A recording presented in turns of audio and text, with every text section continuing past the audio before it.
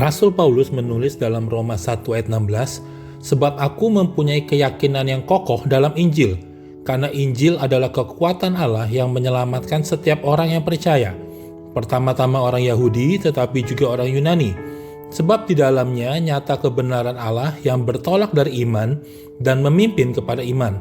Seperti ada tertulis, orang benar akan hidup oleh iman." Rasul Paulus sebelum mengikuti Yesus adalah seorang tokoh agama dan ahli hukum Taurat. Tapi ia tidak menulis bahwa agama dan hukum Taurat adalah kekuatan Allah yang menyelamatkan. Tapi Rasul Paulus justru menulis bahwa Injil lah satu-satunya kekuatan Allah yang menyelamatkan. Kenapa Injil begitu penting? Karena Yesus sendiri di dalam Markus 1 ayat 38 menulis, "Marilah kita pergi ke tempat lain, ke kota-kota yang berdekatan, supaya di sana juga aku memberitakan Injil, karena untuk itu aku telah datang." Yesus datang untuk memberitakan Injil. Yesus datang untuk membawa kehendak Bapa yang ada di dalam Injil. Injil itu adalah kehendak Bapa. Injil itu adalah semua pengajaran Yesus yang terdapat di kitab Matius, Markus, Lukas, dan Yohanes.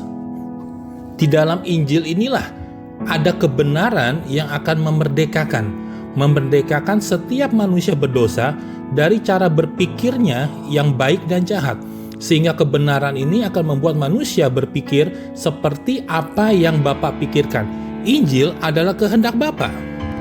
Injil jugalah yang menimbulkan iman di dalam hidup kita, sebab iman timbul dari pendengaran dan pendengaran oleh firman Kristus. Firman Kristus, saudara, yang artinya adalah semua perkataan Yesus saat dia ada di dunia.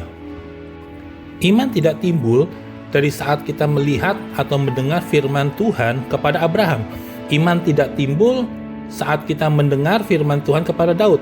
Tapi iman timbul saat kita mendengar Injil, saudara, firman-Nya Kristus. Penting untuk kita mendengar dan mengerti Injil. Penting untuk kita hidup di dalam Injil. Sebab Yesus sendiri di dalam dunia sudah mencontohkan bagaimana dia hidup sesuai dengan Injil, sesuai dengan kehendak Bapa, sehingga akhirnya hidupnya menjadi syarat, menjadi cara untuk dibangkitkan dari maut. Injil mengalahkan kuasa maut, saudara. Itu sebabnya Yesus berpesan, beritakanlah Injil.